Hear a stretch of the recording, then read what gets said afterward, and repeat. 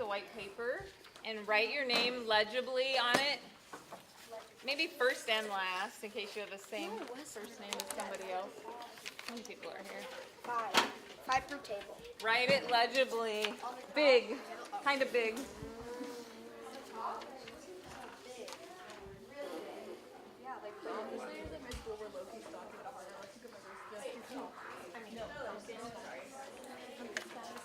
So you could probably look at it right now and say, oh, I know that person, I know that person.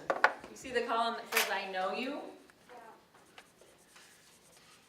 You're going to check off when you know someone, and along with checking it off, you're going to write their name on one of these, and we're going to contribute to making our own collage out of these butterflies.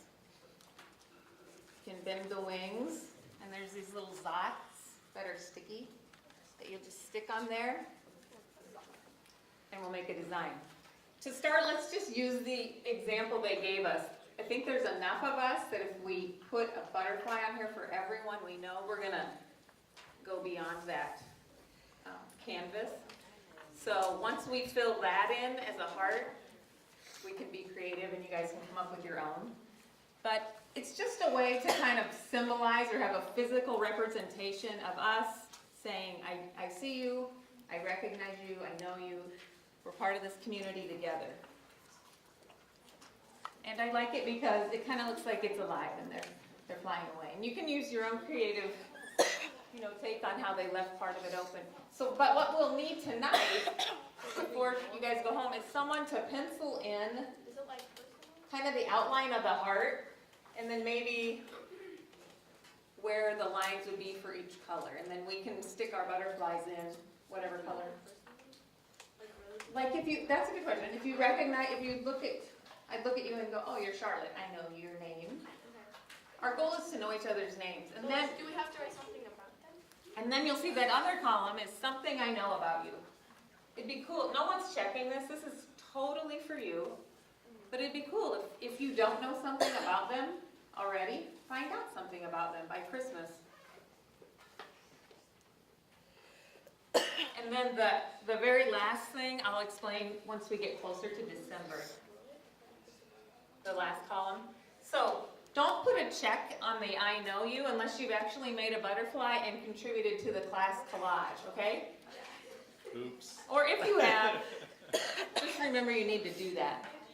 Maybe put a star if you made the butterfly for them. Yeah, there you go.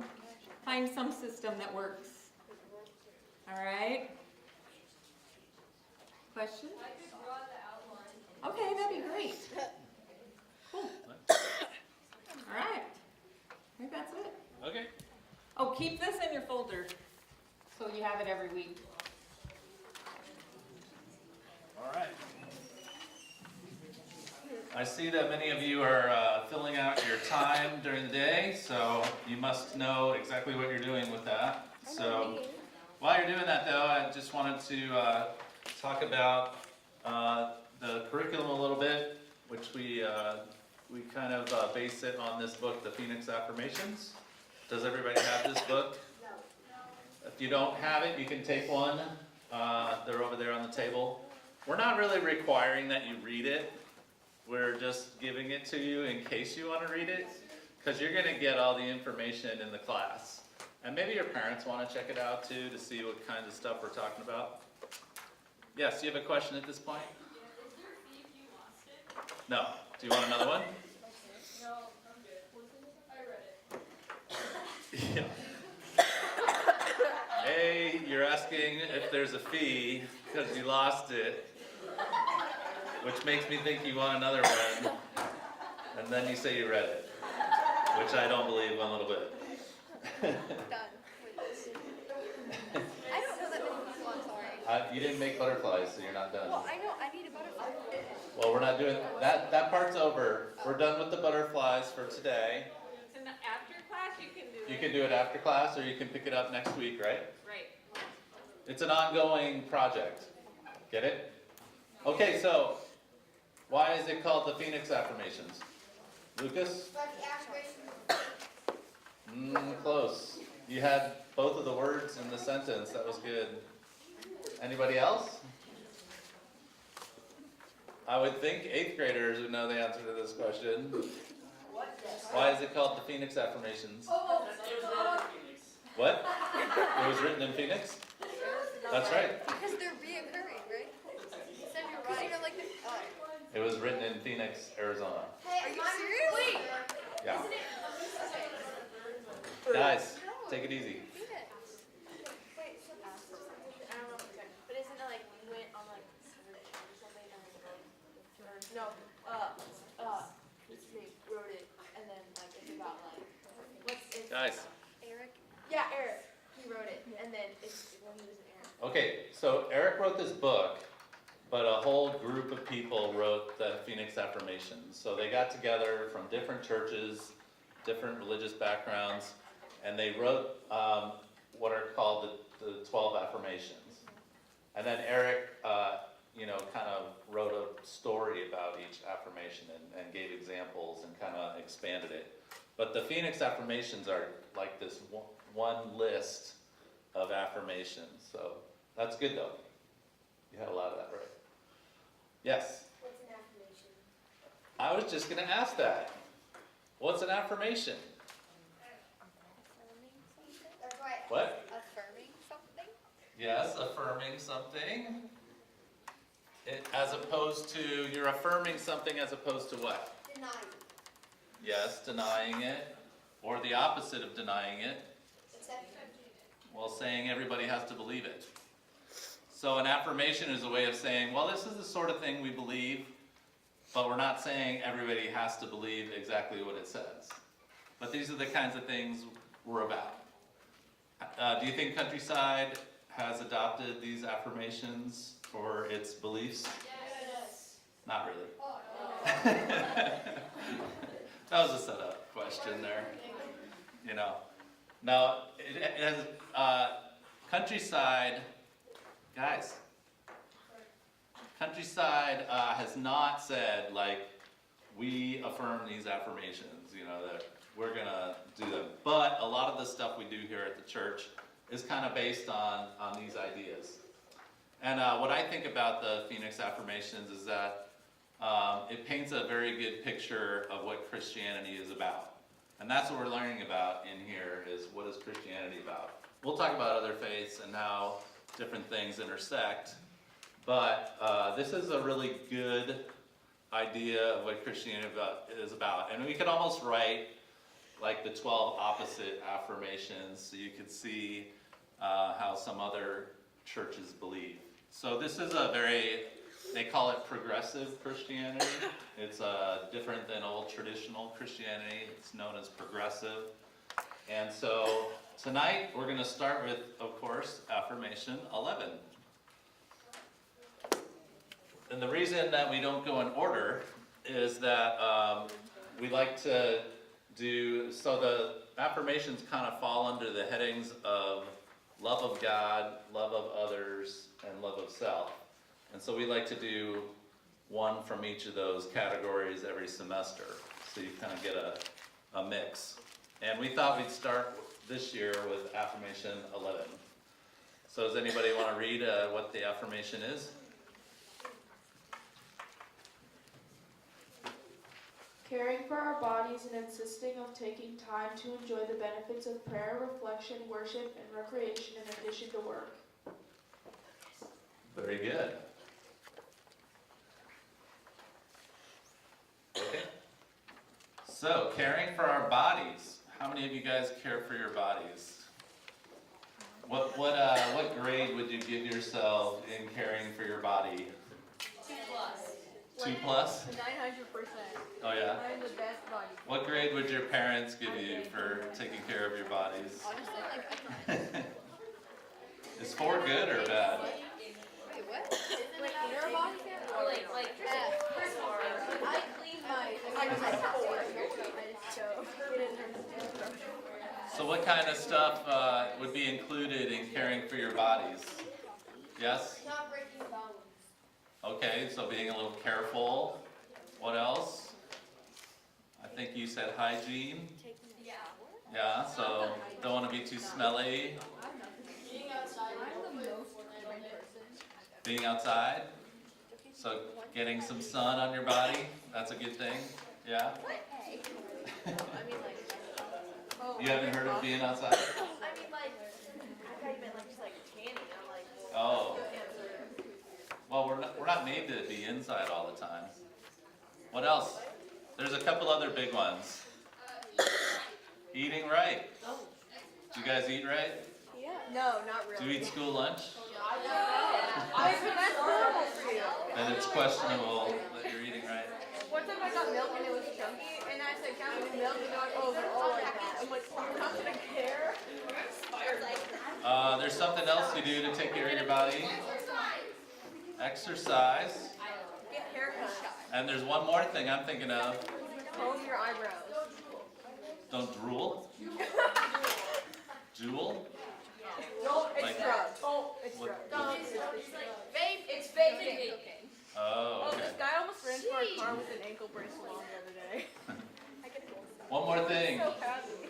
Well, there's probably other things, but one more I'm thinking of. Love yourself.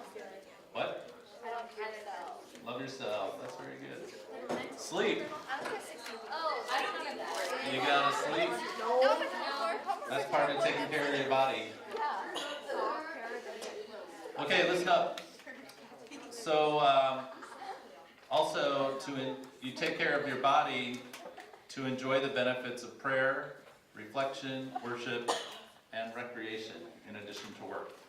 So, there's an emphasis on a Christian habit of prayer and meditation. How are those different, do you know? Prayer and reflection. So prayer is kind of that communication with God, right? It's not always talking to God, sometimes it's listening or just being quiet.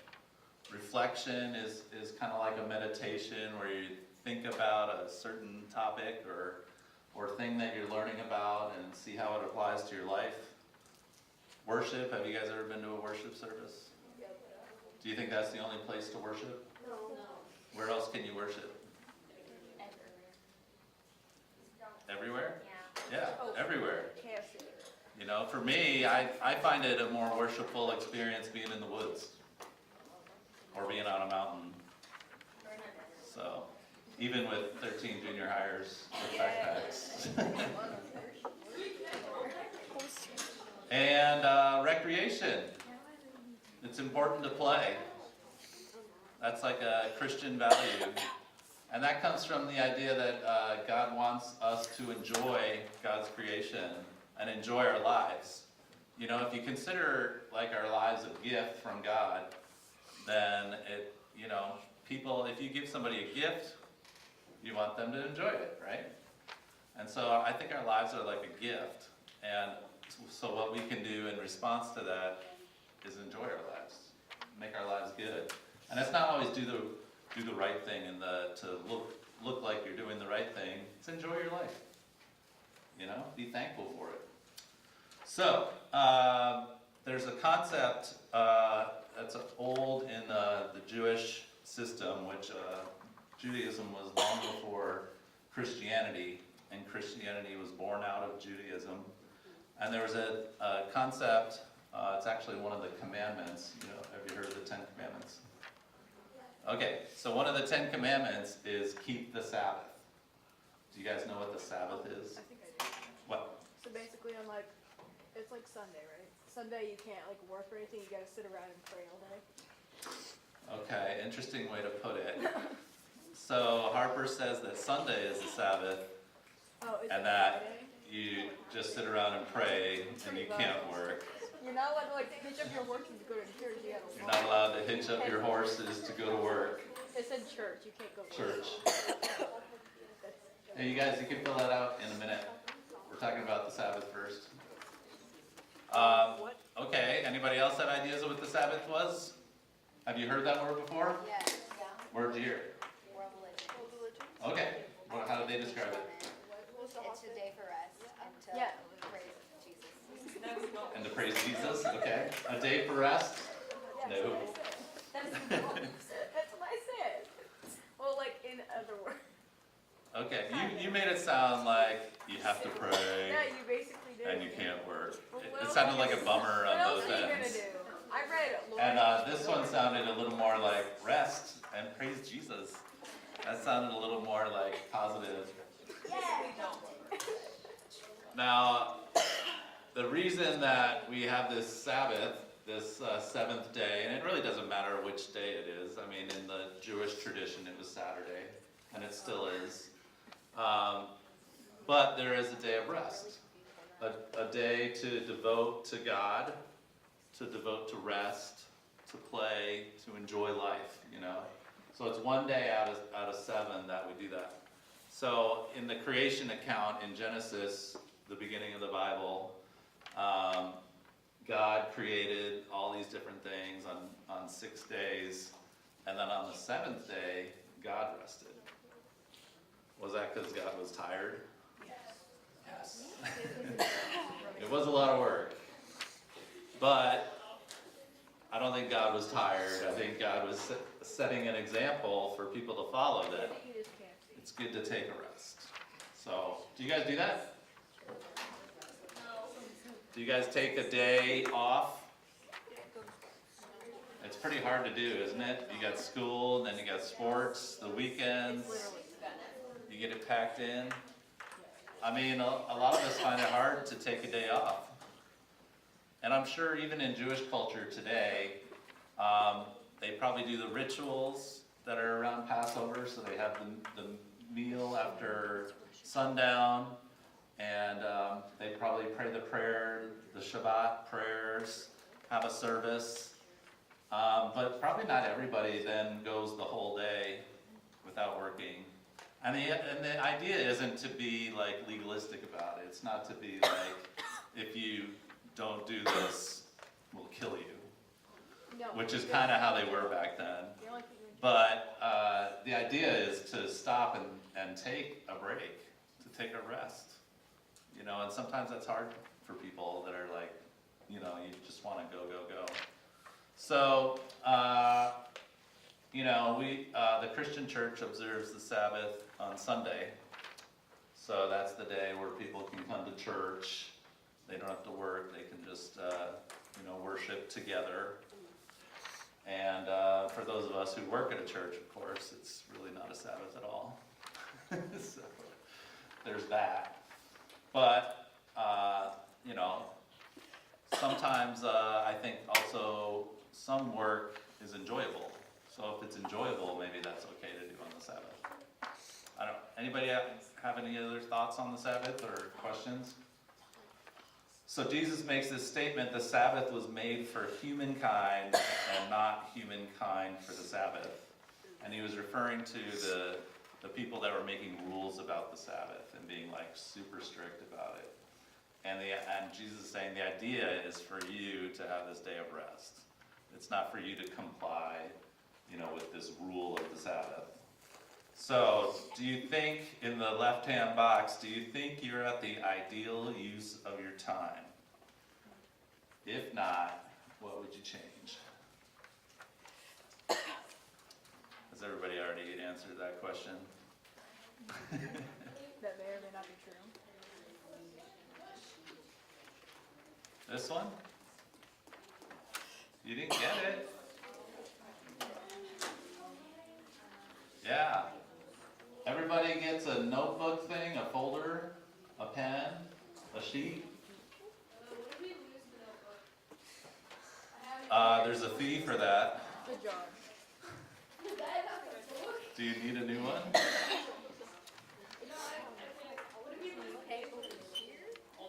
They're online. You can get new ones. Leaving them here anyway. Most people leave their folders here, so you don't have to forget it every week. So you're welcome to do that, or you can take it home.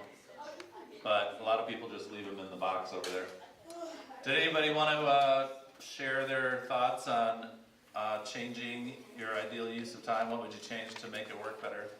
I don't think I use all of it. I think I should stop procrastinating. What do you do while you're procrastinating? You don't know? I just sit around, You just sit around, just stare at the wall. play with my dog, I don't know. So, are you saying schoolwork type of thing? And it would feel better if you just got it done and then didn't think about it so long? And then procrastinated after that. Yeah. Okay. Yes? Oh, I said I use a good amount of my time, but I'm really busy, which can also be bad when it's like too much. And then I think a bad use of my time is being on my phone, because like it's just a waste of time. So is your default just go to the phone, like if you're not doing anything at the moment or waiting for something? Yeah. But you said you're too busy? I mean, I just have a lot. Yeah. Is it tiring? Is it stressful? Yes. Yeah. Yeah, okay. Too busy, procrastinating, what else? Anybody else have an answer you wanna share with everybody else? Yeah, I don't know, I just need to get more sleep. okay. What's going on? Oh, I have a lot Stay of, up too late? yeah. I stay up too late, either doing homework, watching Netflix, or at softball. Okay, Yeah. and then you have to get up Yeah, and then I have to early every get up day. at like 6, or 6. Thank you.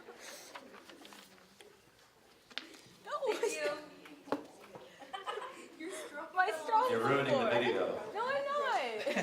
I'm in the video. That means it's great.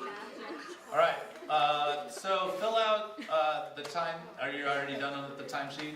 So you're gonna, as a typical day, 12 a.m. is actually midnight, so you're gonna fill in sleep. Just generally on a typical school day, what does your schedule look like? On a typical non-school day, what does your schedule look like?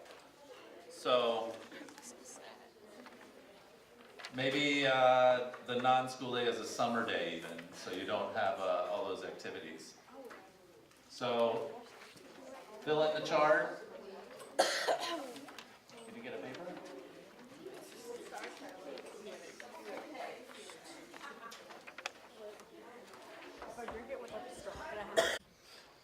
Okay. Will, why don't you share yours? Yeah, Will, what's Oh, I didn't do it. You should just, Sorry. you don't need to, you can just tell. I don't go to school anymore. Still, it says it's non-school day. It's I just work day. graduated.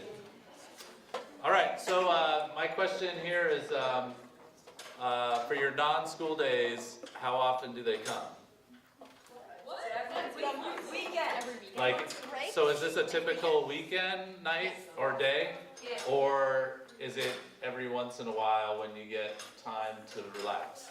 Whoa. Every time I don't have school, it's the same. Every time what? Every time I don't have school, it's the same. So every time, so a Saturday, Sunday, every week, you just like sleep and chill? Okay. Is that true for everybody? How many every week get a chance to sleep and chill on the weekend? Everybody and some? Okay. Maybe half of you. The other half, how often is it? Like once a month? You get a free day? Yeah. So there's a concept, called living in the margins, which means you're not so overloaded that you have no space in your life, And so it's recommended, to at least have one day. I don't know that you just do nothing with the day. I would argue that just sleeping all day and playing Xbox isn't fulfilling. It's not renewing. Because that day is supposed to feel good, and I think by the end of the Xbox day, you're like, ugh. Because you usually eat crappy food while you're doing it. Yeah, you drink Mountain Dew. But the idea is to take some space, that's what the margins are for. So there's space on the page. If you didn't have margins, it would be really hard to read a paper. And the same kind of thing applies to the way you manage your life. If you have no margins, it's hard to separate one thing from the other. It's hard to stay kind of on track. So think about that. Think about what you might change. And next week we're going to do a walking meditation. So that should be fun. Are we gonna be walking? Anybody have any questions for today? Yes. Can I bring my bowling ball? You'll get that next week. What? If you want to leave your folders here, you can put them in that box over there. There's, you can do the butterflies. We have 7 minutes. Oh my god. And there's food over there from Raising Cane's. Oh my god.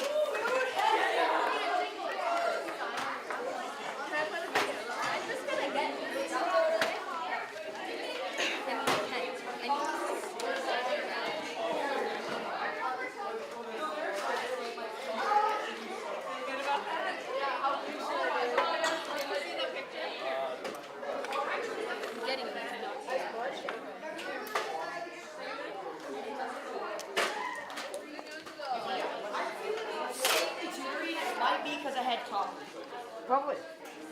I had coffee, so look, he handed me a ball and I made it. I know. 1, 2, 3.